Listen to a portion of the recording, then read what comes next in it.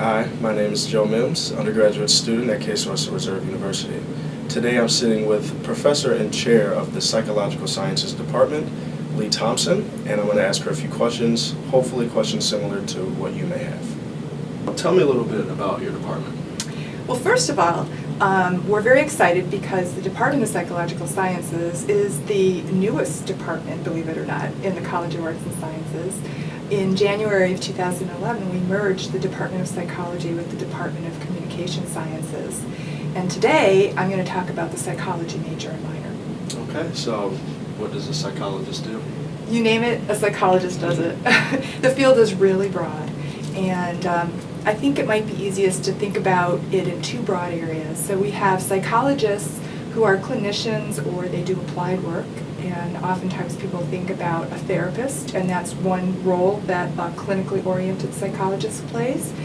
But we also have psychologists who do research and teach and work in business and law and many other different areas.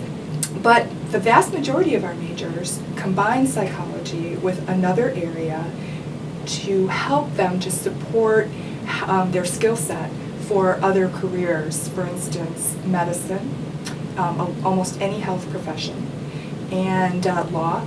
So they go in many different ways after they're done with their undergraduate degree. It's kind of like me.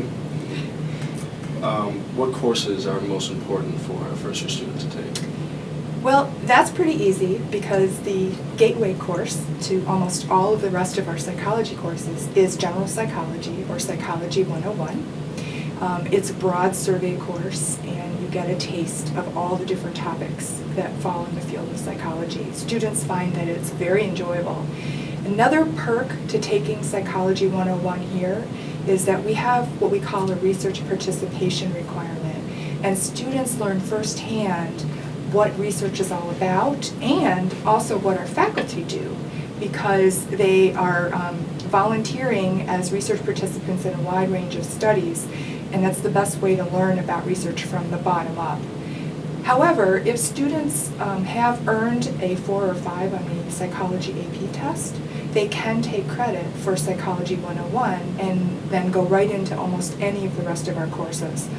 A nice first course, if you have AP credit, would be Child Psychology, Psychology 230, which is a nice survey course about children and development. Another course that's also a good first level course would be a statistics class, and we offer one in psychology, Psychology 282, which is called Quantitative Methods. You could also take Stat 201 or Anthropology 319 and substitute those. What sort of opportunities or experiences outside of the classroom are available to students in this department? Well, we have a wide range of opportunities along the lines of participating in research.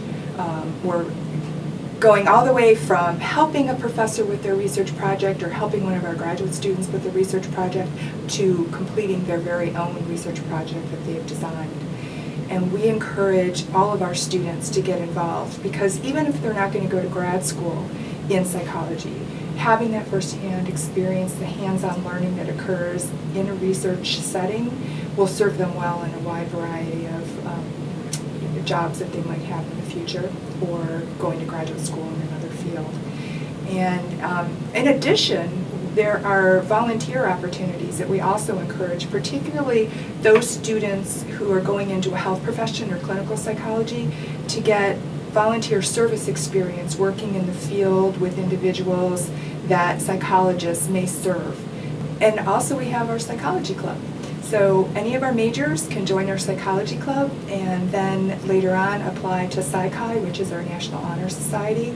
And the Psychology Club and Psy-Chi often work hand in hand to put on programming. We have talks, we have workshops where you learn how to apply to graduate school, speakers that come in, and a lot of other opportunities to learn more in depth and meet faculty and other individuals in the community who work in the field of psychology.